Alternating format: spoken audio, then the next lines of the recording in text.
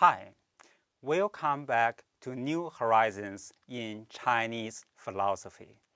This is Lecture 12. In this lecture, we will continue to discuss Xunzi. We will focus on his metaphysical views on the human and cosmic. The first question, the human and cosmic. In last lecture, we talked about Xunzi's social and political ideas. We find that there is little reference to heaven. This is consistent with the Confucian view that the shaping of the human order is a human enterprise. But we need to know that the Li, which play a crucial role in human culture, are in fact linked to the patterns which govern the cosmic order. The relationship between culture and nature seems to be complicated in Xunzi. The incalculable, limitless desires derive from heaven or nature. They lead to all the anarchy and disorders of human society. The spontaneous natural tendencies causes all the misfortunes of humans. In sharp contrast to Lao Tzu and Zhuangzi, it is in the specifically human aspect of man that Xunzi seeks man's salvation. Man's deliberating, calculating, planning, goal-directed mind is his glory as man. This is his ability to make and fashion. Xunzi's conception of heaven seems profoundly Taoist. He totally accepts Zhuangzi's distinction between that which heaven does and that which man does.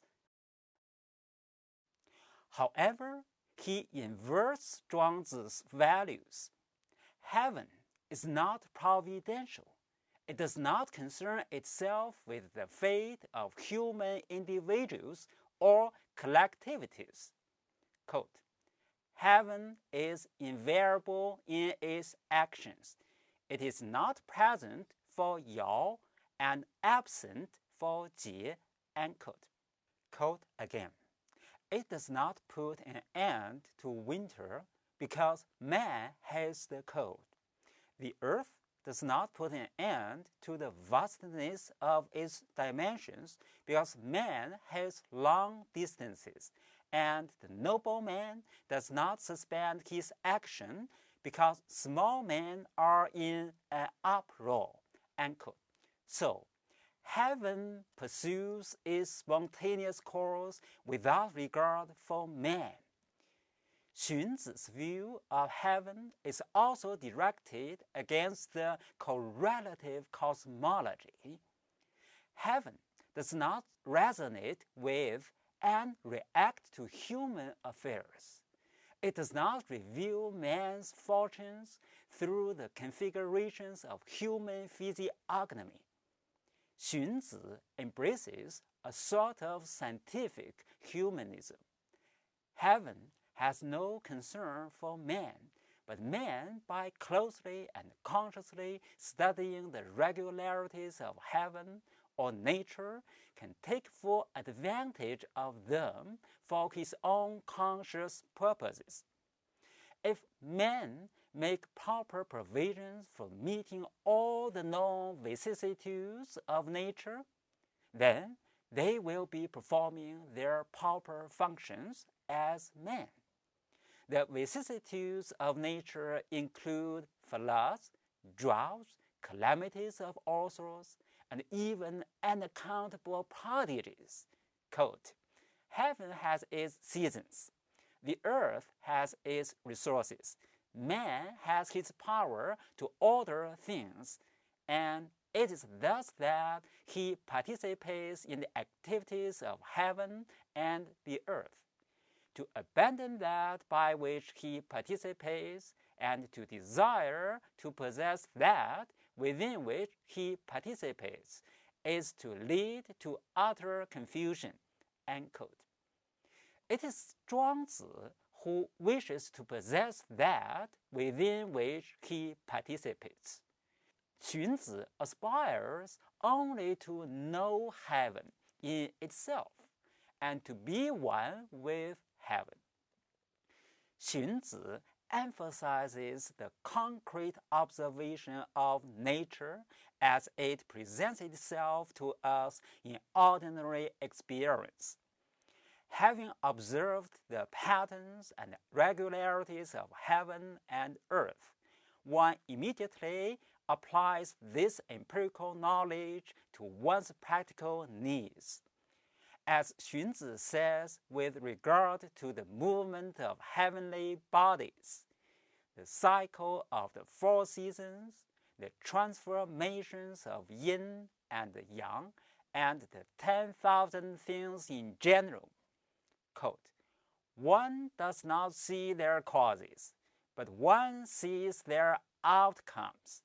This is what we mean when we call it numinous or mysterious. Everyone knows about their coming into being, but no one knows their formless origins. That is why we call it heaven. The sage does not seek to know heaven." End quote.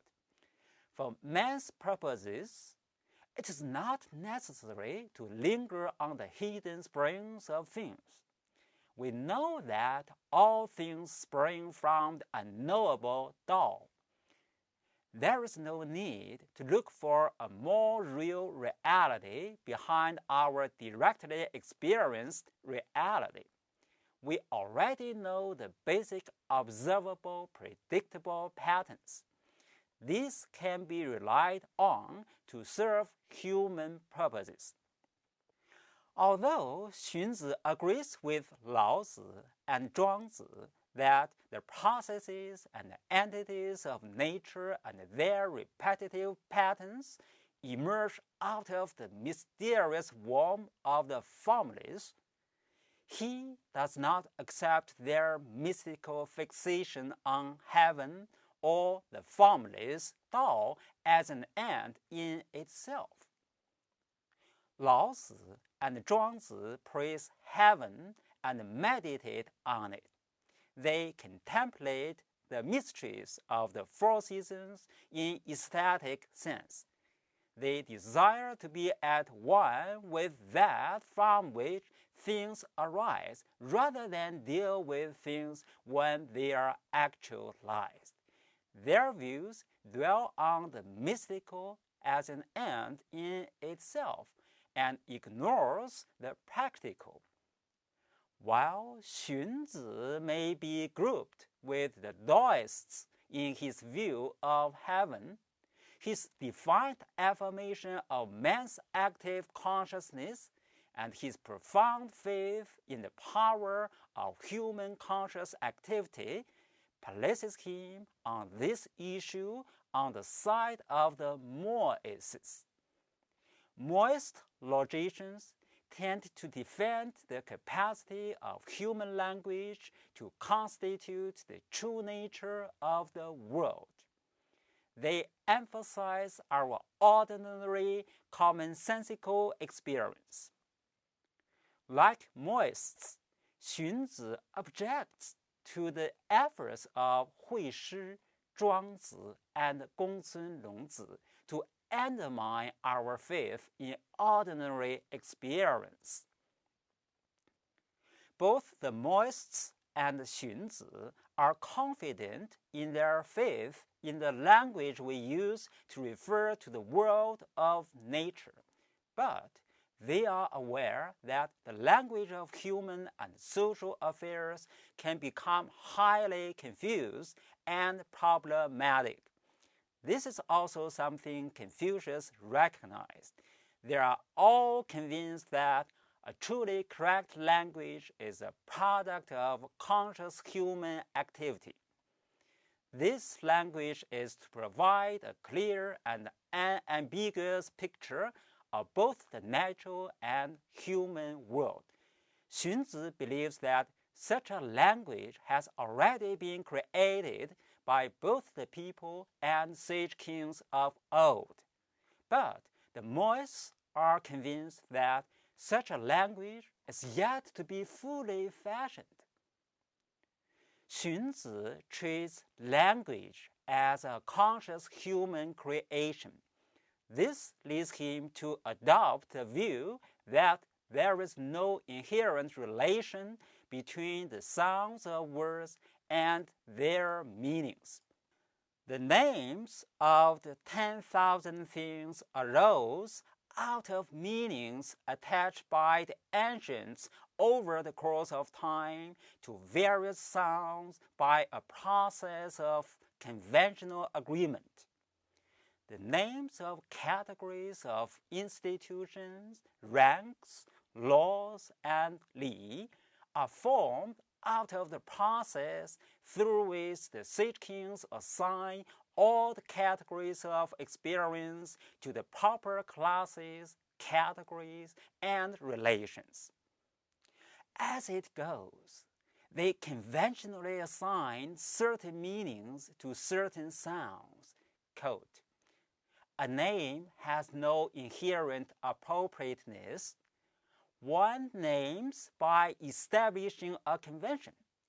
Once the convention is fixed, the usage becomes established, and we call it appropriate." Unquote. Xunzi also believes that the sage kings not only associated names with the objects of our common experience, but also devised all the categories and classes. This allowed them to assign words to their proper levels of reference. When it is appropriate to refer to the features that all 10,000 things shared in common, they use the highly abstract common name, thing, to refer to the highly abstract property of being a determinate something as such. So, the word thing is a common name. When one wishes to differentiate animals and birds from things in general, one uses the term birds and beasts as classes. This is a way of differentiating properties from the point of view of things in general. It is also a way to referring to the common properties of birds and beasts, for example, the fact that they are living. The establishment of a clear and unambiguous language had been primarily the work of the sage kings.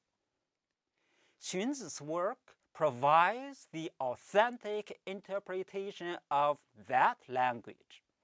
The Mohists and logicians make him aware of logical categories. Xunzi does not only believe that the sages had clearly established the fundamental logical categories and classes.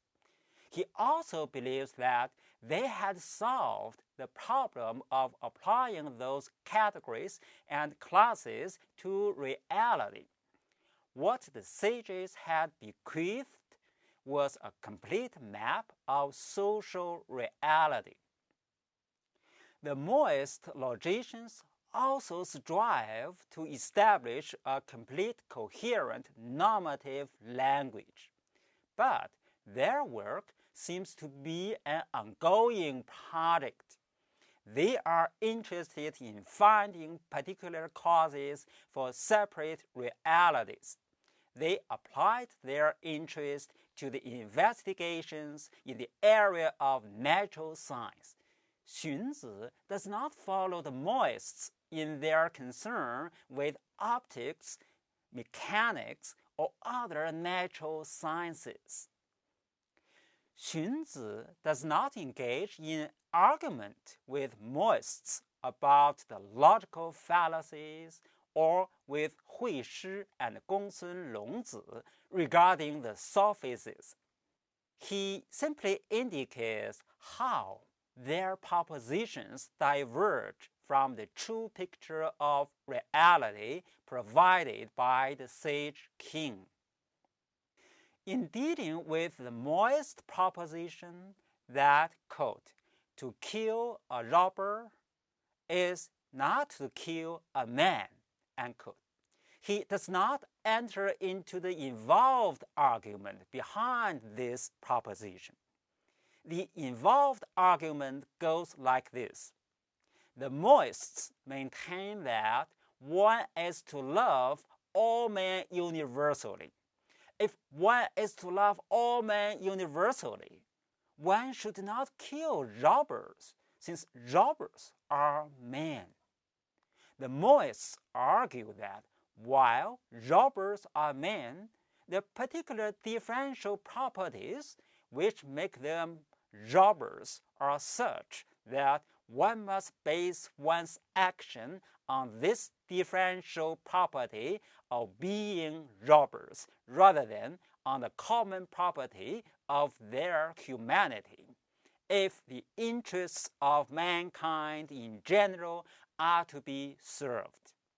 One must kill them precisely because they are robbers, not because they are men. To Xunzi, this seems to be a case of, quote, using terms to confuse terms, unquote. Everyone knows that a robber is a man. No one doubts that to kill a robber is to kill a man. No matter how the argument goes, a robber is no other than man. This is a basic Confucian assumption.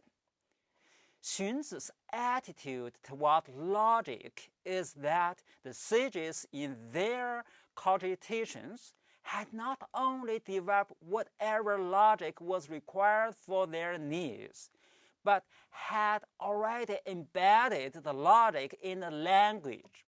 This is a language that provides a complete and comprehensive map of reality. However, this language does not seem to be adequate in dealing with the relation between heaven and man. How is it that the function of heaven can be differentiated from the functions of man? As we have seen in Xunzi, heaven is immanent in the human organism in the form of the human recalcitrant nature. In Speaking the Mind, Xunzi calls it the heavenly ruler. This shows that, in some sense, heaven is immanent in the mind itself. However, mind is usually understood to be the organ of deliberate consciousness and presumably the center of that which differentiates man from heaven. Here's a subtle and difficult analysis of the relation of heaven to the human mind. What the sage ultimately attains through his powers of reason is a comprehensive, impartial view of reality. He understands that the human deliberative consciousness is a frail possession. It can be easily drowned in passion. It can also easily become obsessed with some lopsided aspect of reality. This would becloud the grasp of the whole. Quote, the sage knows that the great calamity in the mind's pursuit of true method is that the mind will become beclouded and obstructed, unquote. How does the sage maintain a transcendent overview? How does man truly know the way? The answer is, quote, through emptiness, unity, and quietude. The mind has never ceased to accumulate, and yet it has what it is called emptiness. It has never ceased to have different thoughts, and yet it is pervaded with what is called unity. It has never ceased to be in motion, and yet it has what is called quietude, end quote. All of those Taoist attributes somehow manifest themselves at the very heart of the sage's conscious life. The sage plunges actively into the world of reflecting, reasoning, intending, and planning. He does not simply see the whole picture in a flash through his synoptic intuition. However, he manages to establish and maintain contact with the inner nature of the Tao. In fact, the mind of the sage embodies the Tao. Xunzi describes a state of enlightenment in which, quote, among the 10,000 things, there is no form which one does not see. Sitting in one's room, one sees the four C's. Located in the present, one sees all eternity, end quote. Such a state of enlightenment is arrived at only after supreme intellectual effort. It seems that emptiness, unity, and quietude are a necessary precondition of a truly objective grasp of reality. There seems to be a dimension of mind of the sage which carries him far beyond his rational intelligence. This is a level of the mind of sages, which assimilates the human to the heavenly. By doing so, it gives a transcendental dimension to the human intelligence itself. In the mind of sage-like man, the abyss between man and heaven is somehow bridged. This is, of course, a truly Taoist dimension of Xunzi. However, Xunzi remains to be a confusion. To Xunzi, the sages and the noblemen do not escape the need for intellectual and moral effort, and the need for accumulating new knowledge. Confucius had already had a kind of intuition of the unity which lies behind all learning. Xunzi's emptiness, unity, and quietude are to make sure that the knowledge already acquired does not harm the knowledge yet to be received, because one's mind is unblocked and unbeclouded. He can fit all new knowledge into his comprehensive perspective. As a matter of fact, Xunzi is himself able to incorporate insights drawn from legalism, monism, and all sorts of perspectives into his Confucian framework. Nevertheless, Xunzi's sages and noblemen still have links to the frailties of their unruly, creaturely nature.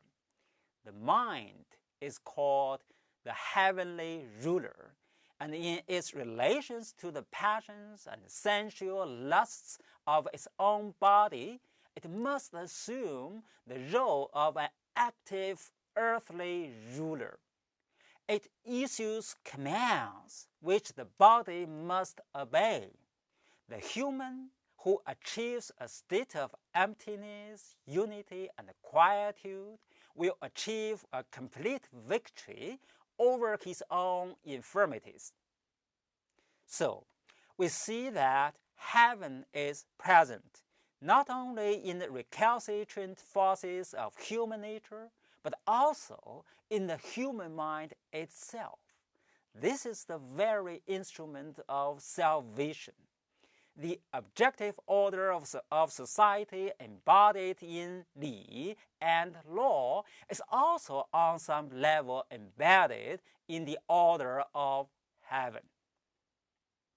In fashioning the human order, the sages do not freely invent, but actually make manifest a universal pattern that is somehow already in the ultimate nature of things. In spite of all this, the human being is still an ill-adjusted organism. Heaven is present in the individual's human recalcitrant nature. It is immanent in the human mind. It is also immanent in the pattern of the normative order actualized by the sage. The area of non-immanence is the area where all these categories interact. Within this area, the conscious mind, particularly the conscious mind of sages and noblemen, must undertake their enormous efforts to win control over themselves and over the human environment. Through their minds, they can draw on the power of the emptiness, unity, and the quietude of the Tao. Unlike Confucius and Mencius, Xunzi's noblemen do not rely so much on the mysterious and utterly inscrutable ways of heaven in history. Quote, are order and disorder due to heaven? End quote. The answer is that, quote, the calculations of the positions of stars, moon, and planet are the same for the virtuous Emperor Yu and the villainous King Jie. Yu responded to them by creating order.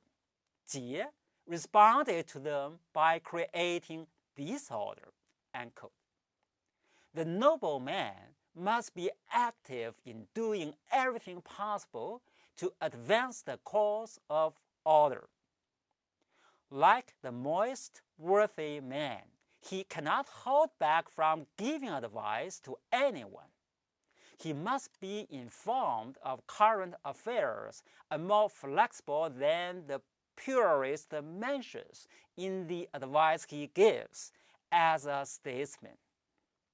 Where a situation is unfavorable to kingly government, he can try to persuade the ruler that the way he can achieve some progress in his narrow pursuit of wealth and power is by establishing an honest hegemonic government. If he is not employed by the ruler, he can find solace in the Taoist dimension of clear enlightenment. This he can find in the inner depths of his own heavenly mind.